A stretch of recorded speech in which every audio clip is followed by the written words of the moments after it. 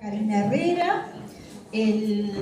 Su exposición se titula Autismo, experiencias para vivir con discapacidad sin morir en el diagnóstico.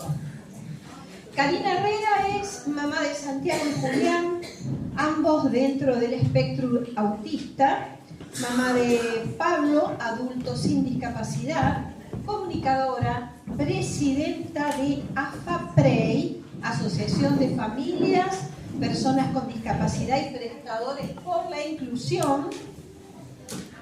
PCDs, por ser sobreviviente de violencia de género y familiar, también produce discapacidad. Militante por los derechos de las PCD, personas con discapacidad, y a partir de estudiar diversos autores y observar distintos tipos de situaciones de niños, niñas y adolescentes con discapacidad, trato de poder comunicar en base a la experiencia de los demás y de la propia. Porque como nuestros ancestros, pasar la información de unas a otras familias y personas hace que todo pueda servir a quienes están iniciando sus primeras consultas. Estudios cursados, técnico superior en administración de agencias de viaje y turismo, idónea en turismo, teatro, modelaje, canto y locución.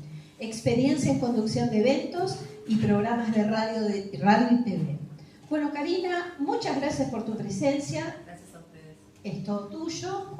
Adelante. Bueno, muchas gracias por la presentación tan completa. Estamos aquí reunidos para hablar de un tema que nos trae siempre dudas, miedos, temores, zozobras, etc. Autismo. Cuando vos como madre empezás a transitar las primeras señales de alarma, te encontrás con el primer informe, decís de qué se trata esto, o te agarra una crisis, justamente como hablaban recién. Tratemos de que no, tratemos de comprender que el autismo es una parte más de la neurodiversidad que tenemos todas y todos. Si nos ponemos a hacer memoria, seguramente en alguna oportunidad de nuestra niñez habremos pasado algún rasgo particular como tienen todas las personas con autismo. Algún interés casi obsesivo por algo, alguna cuestión en la sociabilización, algún trastorno del sueño, alguna hipersensibilidad a algo o alguna hiposensibilidad a algo. Estoy mencionando los diferentes tipos de características que suelen tener las personas que están dentro del espectro autista, que como bien dice todo el mundo, y es así, es muy amplio. Como les contaba, tengo un hijo adulto que no me trajo mayores problemas que la adolescencia, lo que nos pasa a todas las madres, pero después vinieron Santiago y Julián. Entonces me encontré con que obtenés el CUT y supuestamente a partir de ese momento tenés las puertas abiertas para todo. Me encontré con que estábamos en un momento donde salíamos del modelo médico hegemónico y pasábamos al modelo social. Entonces estamos en esa etapa de transición donde salimos del simbolito de la silla de ruedas y pasamos al símbolo de accesibilidad. Pero estamos en la transición. Estamos en el momento donde todavía tenemos médicos que dicen tiene autismo. Dele risperidona, dele aripiprazol, dele esto, del momento. Ojo con eso. Porque a las familias nos trastoca la vida esto, nos cambia absolutamente toda la realidad y vos te encontrás con que vos tenías todo planificado para seguir con tu vida, para seguir con tus ocupaciones, con todo, porque llegaba un hijo. Ya está. Lo acomodo acá, lo pongo allá, me lo cuida fulana, lo dejo con la tía, etc. De repente, ante un diagnóstico, las cosas cambian. Nos encontramos con esas realidades, nos encontramos con esas barreras que nos impone la sociedad, nos encontramos con que queremos salir de la crisis con una pastillita. Y yo lo digo así, ¿por qué?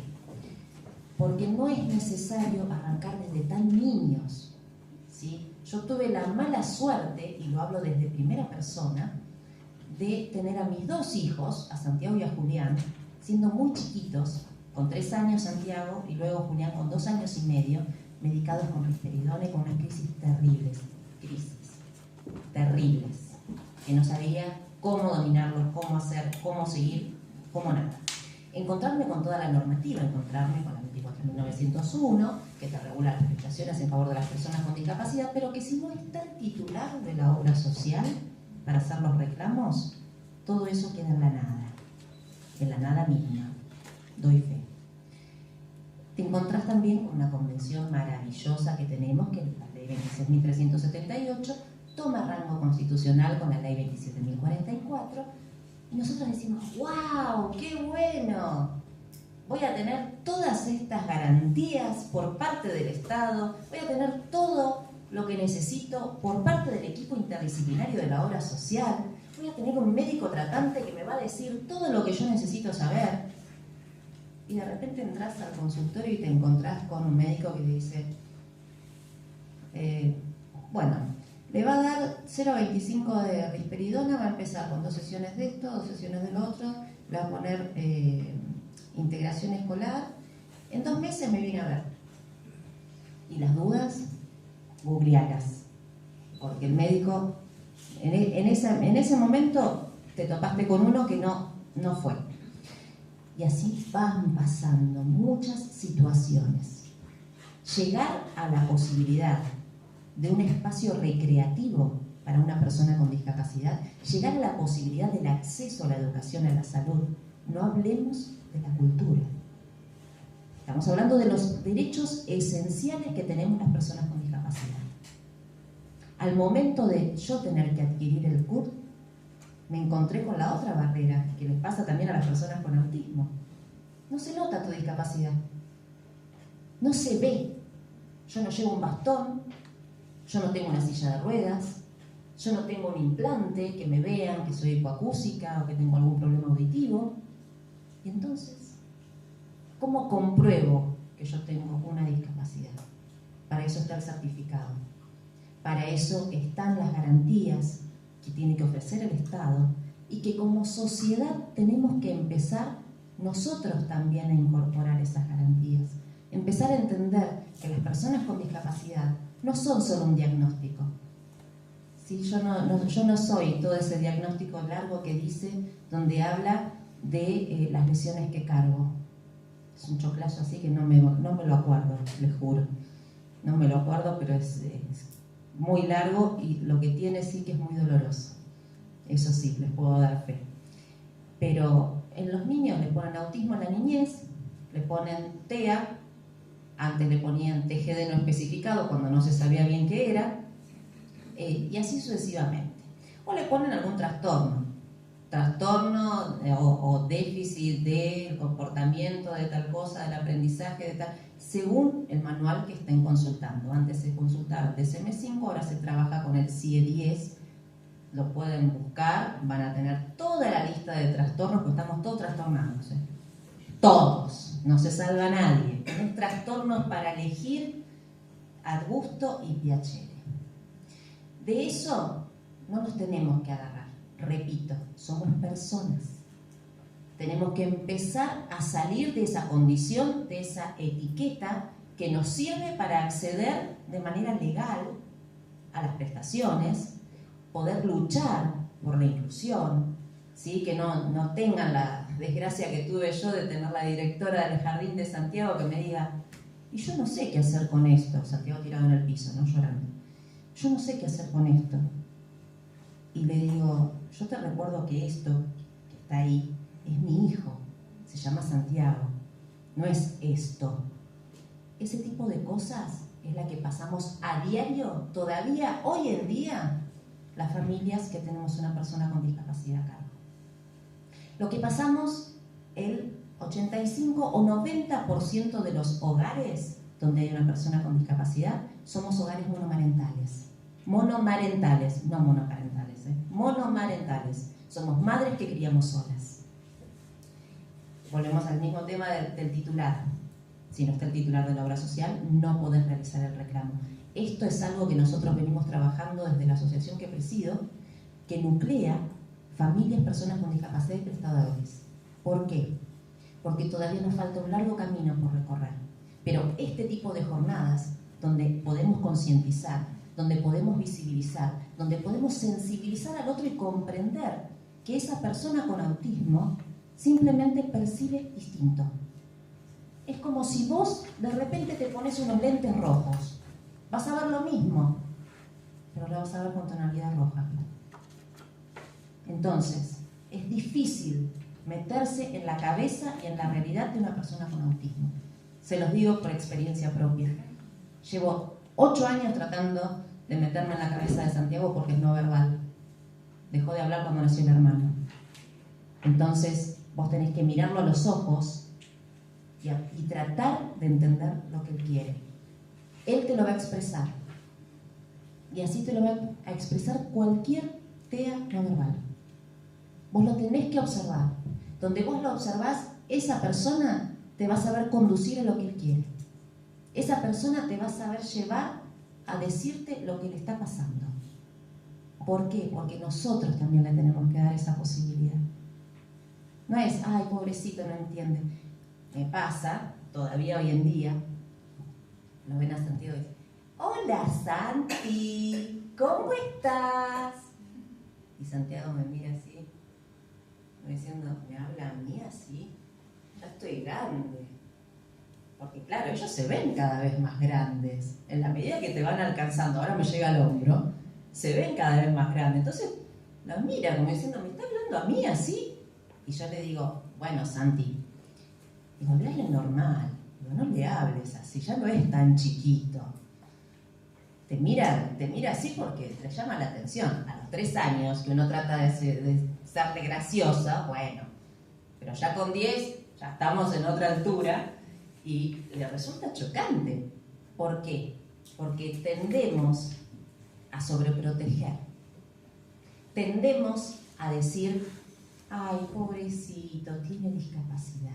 Sí, hay cosas que vas a necesitar adecuarlas, adaptarlas, comprenderlas y verlas desde la perspectiva de esa persona. Como bien nos decía Gabriela, cuando llegan y son chiquititos y lo único que tienen al alcance son los enchufes. Ese tipo de cosas tenemos que verlas, tenemos que preverlas, tenemos que pensarlas en pos de que sea al alcance de todos. El diseño universal es algo utópico todavía. Nos va a faltar mucho tiempo para poder tener un diseño universal, para poder tener un museo que no tenga todas las luces, que no tenga todo vidriado. Yo no puedo ir con Santi a ningún lado. Donde él va y le hace así a un vidrio, lo rompe. Y no lo hace porque tenga una crisis, lo hace porque lo está tocando. Y lo toca fuerte, porque tiene la mano pesada. Entonces vos tenés que estar atrás. No toques. No.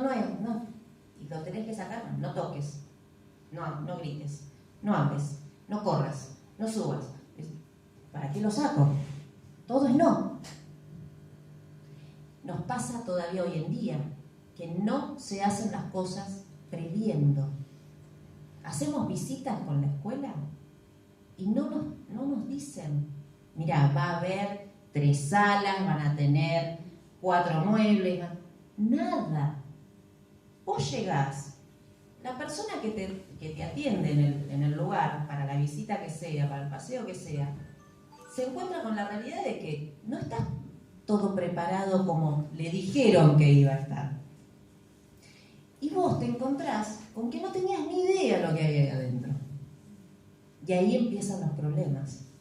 Y ahí el problema es el diagnóstico, porque claro, el chico así, ¿cómo lo vas a traer así? Porque vos te tenés que dar cuenta que no es un paseo para él, por eso no te dijimos de traerlo. Y sí es un paseo para él, solo que hay que brindarle la posibilidad de que sea un paseo para él, para esa persona. Sabemos perfectamente que donde hay escaleras no va a poder llegar una persona con movilidad reducida, porque tenemos una barrera de una escalera. Quizás hoy en día no la podamos adaptar, ahora ya, pero vamos a buscarle la manera. Todo tiene una manera, todo tiene una forma. Cuando el chico entra en una crisis, muchos, me ha pasado, se quedan así como gritando, y capaz que vos le empezás a hablar despacito o le empezás a susurrar una canción. Yo siempre les pregunto si hay alguna canción que les guste y me miran. ¿Cómo una canción que les guste? Sí, yo al mío le cantaba para sacarlo. Se ponía a gritar abajo de una mesa Y yo le cantaba y lo sacaba. Lo sacaba de ese griterío que nadie sabía qué hacer con el chico.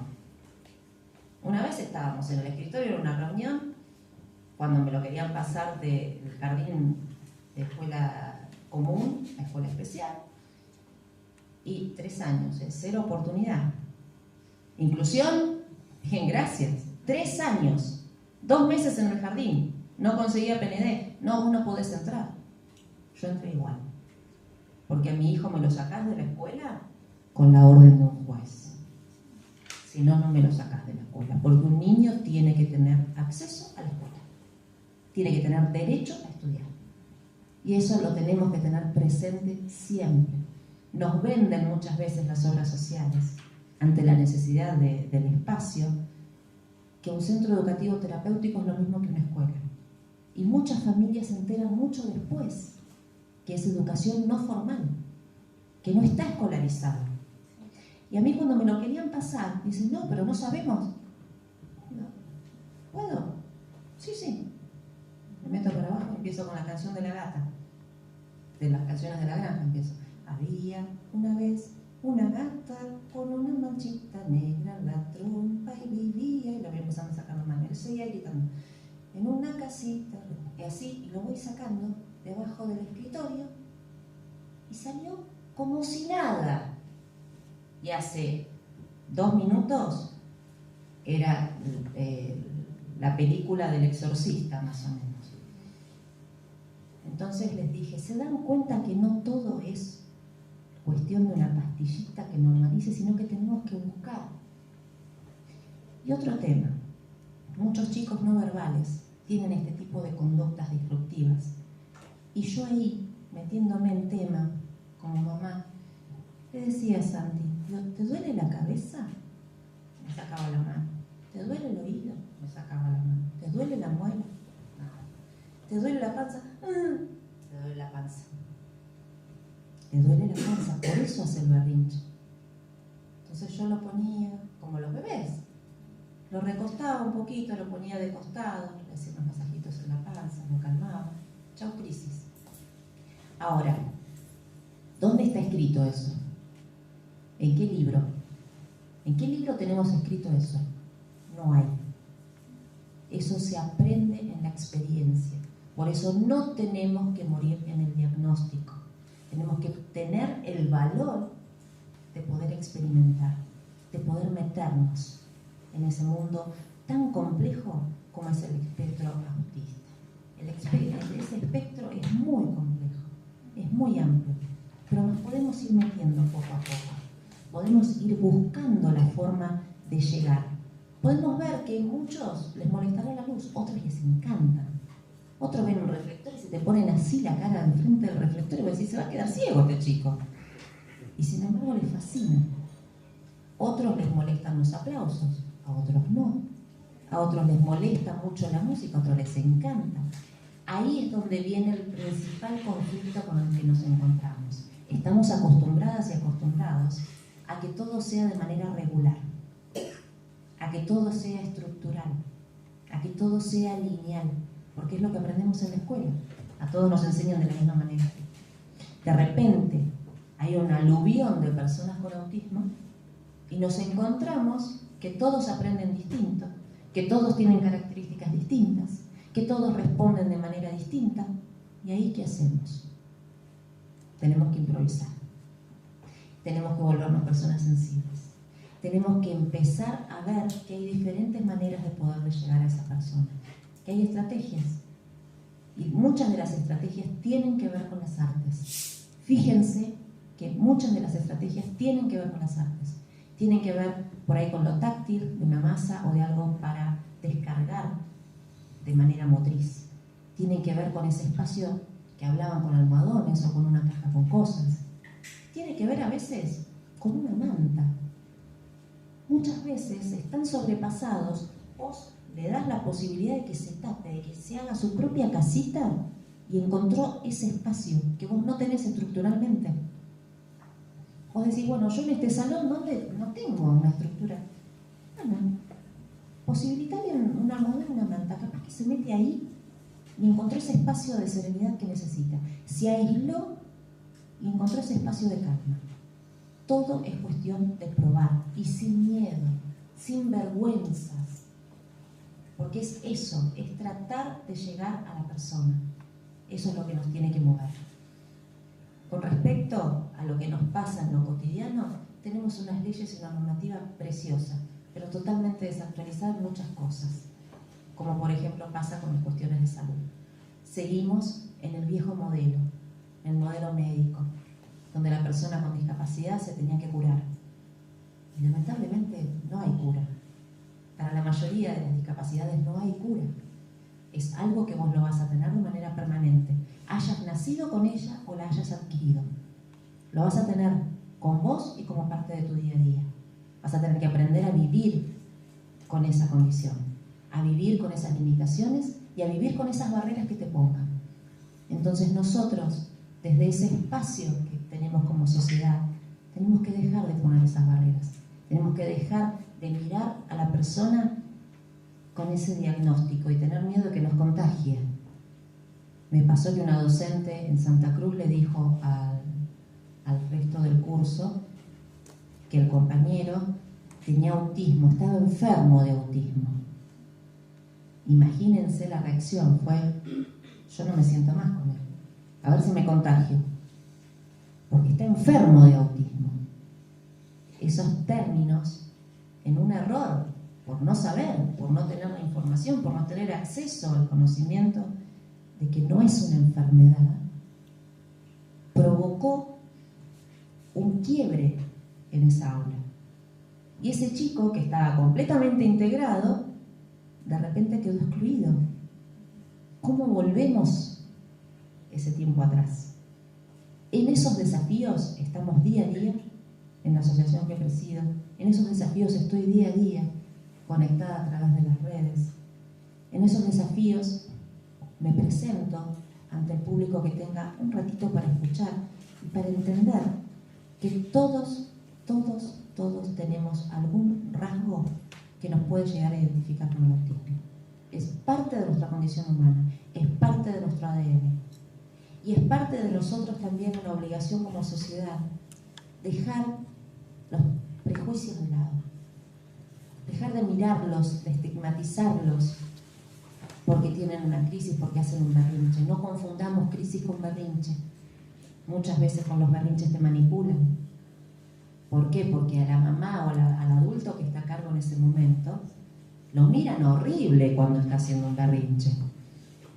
Entonces la persona con ese berrinche te maneja, te manipula y te lleva a lo que vos quieras, no a lo que vos quieras, sino a lo que él quiera lograr vos.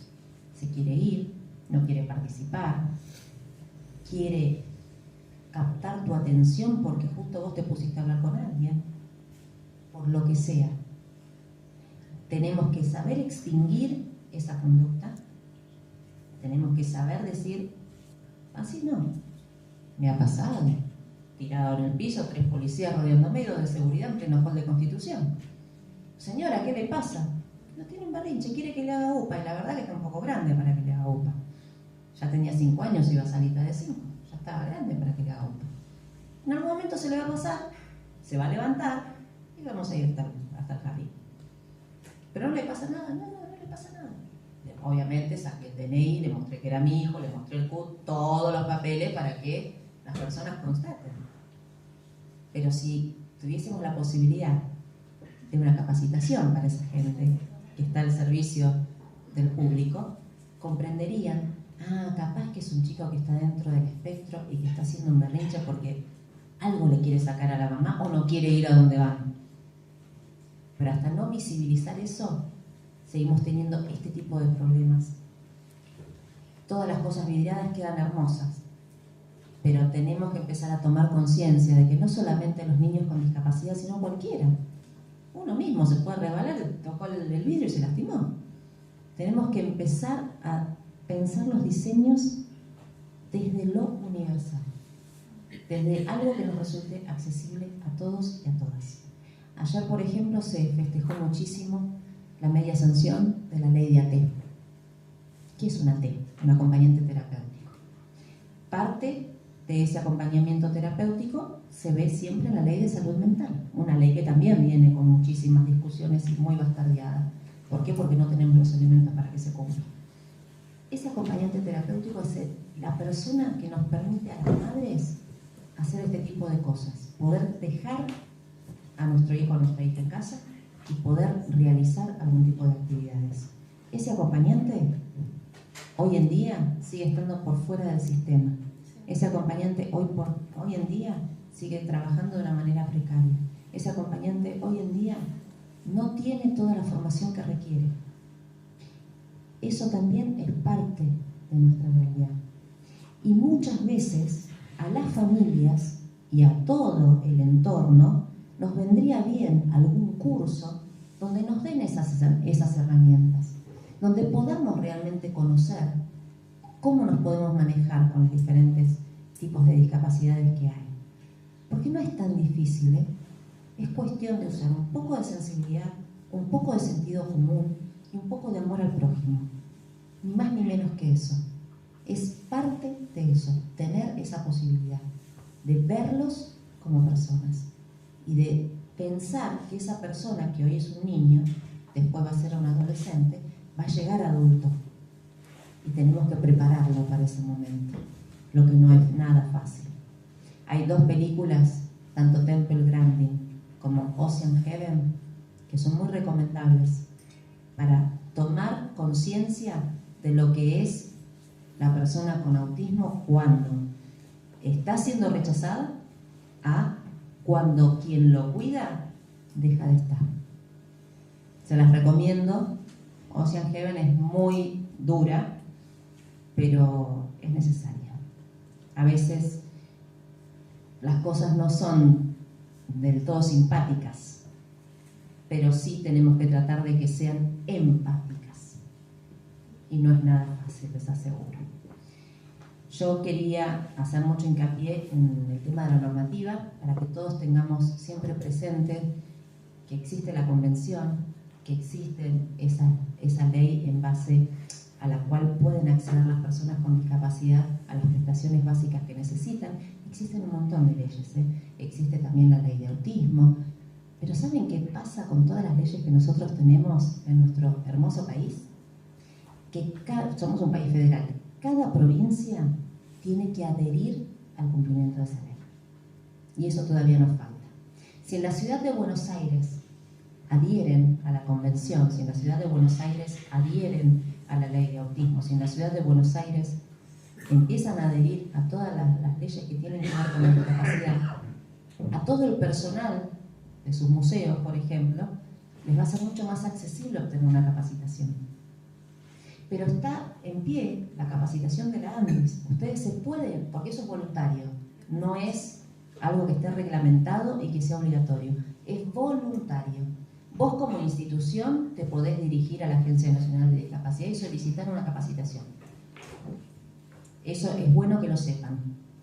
La Agencia Nacional de Discapacidad, vos te dirigís, te metés en la página web, te metés en cualquiera de las redes de la Agencia Nacional de Discapacidad, vos te podés dirigir a ellos y ellos brindan una capacitación sobre discapacidad. Un pantallazo, como para que vos tengas una mínima noción de cómo empezar a manejarte en este ámbito tan diverso. Es algo necesario. Cualquier consulta que ustedes tengan, cualquier familia que ustedes conozcan, que está en alguna situación de inclusión, que está con algún problema con la obra social, que está con problemas con la escuela, porque, como me ha pasado, que no lo dejan entrar a la universidad. ¿Y porque cómo va a venir con una persona que lo acompaña? Tiene discapacidad y tiene derecho a continuar su formación académica. No hay ley que se lo impida, todo lo contrario. Es difícil, ¿por qué? Porque son instituciones autárquicas y es cambiarles la cabeza a años y años de estructura. Pero se puede. Caso por caso, a poquito, tengo el orgullo y la satisfacción después de que alguna familia me diga: Karina, me fue bien, ya lo conseguí, lo solucioné. Y ese es mi mayor premio y regalo a diario. porque es lo que hago de lunes a lunes. Yo no tengo oficina, no tengo horario, no tengo nada. A mí me mandan un mensaje y yo estoy. Porque ¿quién mejor que yo va a saber y va a entender lo que está pasando a esa persona? ¿Quién mejor que yo va a saber lo que es que te miren como un bicho raro cuando estás con el cúter en la mano? Si me pasa. ¿Quién mejor que yo va a saber lo que es tener a tu hijo llorando porque no lo incluyen? O porque no lo dejan entrar a la escuela. O porque te lo hacen sacar antes de la escuela con la jornada reducida. Porque pobrecito tiene CUT y no lo va a poder sostener. Nunca nos pongamos en ese lugar de decir pobrecito. No, no es un pobrecito. Es una persona con una discapacidad, es una persona que va a tener una característica particular o varias, pero es una persona que merece nuestro respeto y nuestro amor. Que eso es lo que principalmente tenemos que tener en cuenta en todas las áreas y aspectos de nuestras vidas. Ustedes están en un aspecto que es muy valioso y es muy difícil de llegar, que es la cultura. Llegar a un museo para una persona con discapacidad es casi como un premio, porque primero tenemos que pasar por un montón de situaciones a poder pisar un museo. Pero yo sé que se va a poder. Esto es un gran punto de partida. Yo estoy súper feliz de poder estar acá hoy con ustedes, porque yo sé que esto les va a abrir la mirada hacia un montón de situaciones y obviamente va a significar un cambio. Y necesitamos que las cosas sigan cambiando, que sigan siendo móviles, que sigan siendo dinámicas, porque es la única manera de poder avanzar.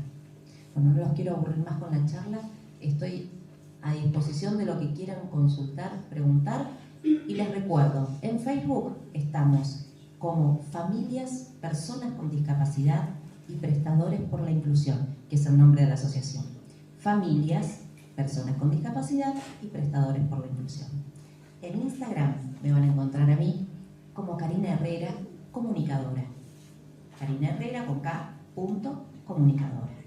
Así que bueno, cualquier cosa, consulta, ahora también les voy a dejar un mail y estoy abierta a las preguntas que quieran hacer. Muchas gracias por su tiempo.